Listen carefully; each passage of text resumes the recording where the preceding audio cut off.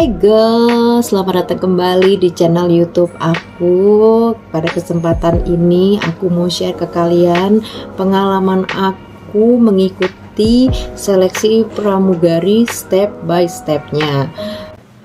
Aku sendiri udah kerja di 2 maskapai di Indonesia ya, aku belum berani keluar negeri. Itu sebelumnya di maskapai Lion Air, dan sekarang aku bekerja di maskapai Garuda Indonesia.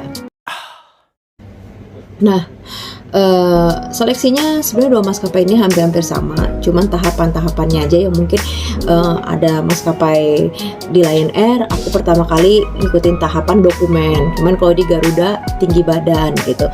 Nah, aku akan share ya, dicatat buat kalian pramugari wannabe, barangkali ini sangat berguna untuk kalian. Nah, begitu aku dapat info bahwa Lion Air ada rekrutmen pramugari, aku langsung datang ke Lion Tower dengan membawa dokumen-dokumen yang dibutuhkan seperti surat lamaran, CV, KTP, KCK, surat keterangan catatan kepolisian, itu aku bawa. Nah, begitu kita sampai, ternyata dokumen itu langsung dikumpulkan. Nah, setelah dokumennya diterima, langsung ukur tinggi badan dan berat badan.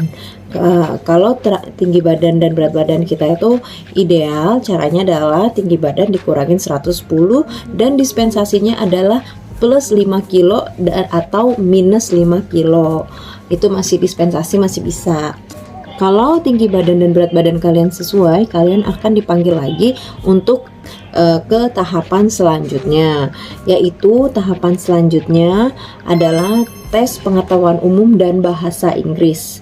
Pada saat itu kayaknya aku di minggu yang sama, selang 2 hari aku langsung datang lagi ke Lion Tower untuk tes bahasa Inggris. Nah, dan pengetahuan di hari yang sama ya. Nah, tes bahasa Inggrisnya itu aku kalau ingat kayaknya grammar, semacam grammar dan TOEFL yang dites. Terus untuk tes pengetahuan umum itu yang dites seperti nama-nama bandara, terus perbedaan waktu antar kota, terus habis itu pokoknya seputar penerbangan deh kalian akan ditanya. Ya kalian bisa baca itu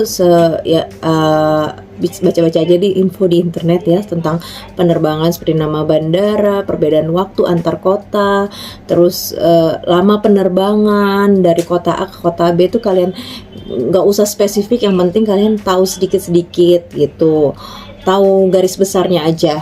Terus kalau kalian lolos lagi, baru ada yang namanya tes medical check up. Medical check up-nya ini sudah ada balai kesehatan yang memang khusus untuk penerbang di situ, dan itu lokasinya ada di Kemayoran.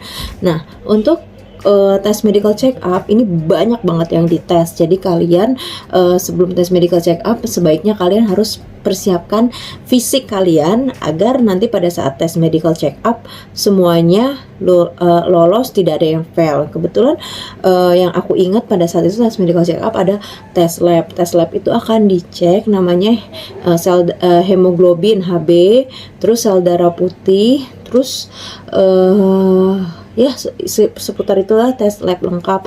Terus tes urin kalian dicek, terus mata kalian dicek, gigi kalian dicek. Nah, untuk mata lebih baik aku sarankan teman-teman yang ada minus sedikit-sedikit sebenarnya nggak apa-apa, kalian tinggal pakai soft lens bening aja, soft lens bening atau soft lens ya bening sih. Kalau hitam terlalu agak kelihatan ya karena diameter soft lensnya itu besar.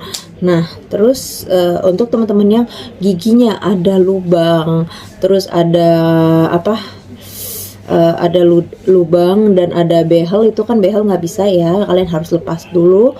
Kalau ada lubang segera kalian tambal. Terus kalau ada giginya yang ada karang gigi, kalian harus segera scaling. Terus untuk selanjutnya ada tes pendengaran telinga kalian. Nah, makanya teman-teman yang sering pakai headset kenceng-kenceng hati-hati ya, takutnya kalian gagal di tes pendengaran ini. Terus setelah itu ada lagi tes toraks semua dada kalian itu dicek toraks.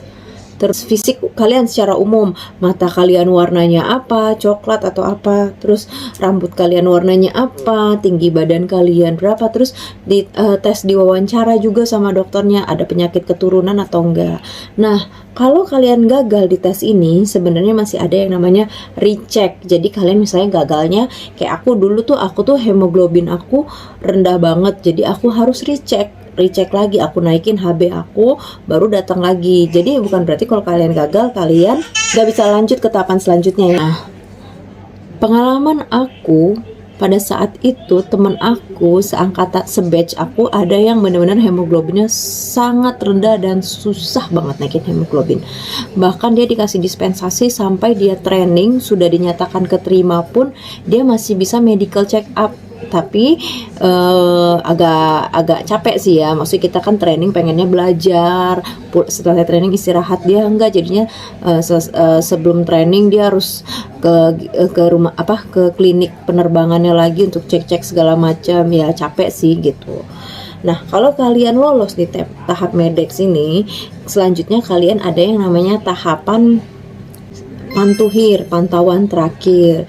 Di pantuhir itu kalian akan bertemu dengan beberapa usernya dari maskapai Lion Air pada saat itu, dan kalian akan diwawancarain, ditanya-tanyain seputar penerbangan juga, seperti misalnya sebutkan bandara dan sebutkan nama-nama bandara dan di kota apa bandara tersebut, minimal 3.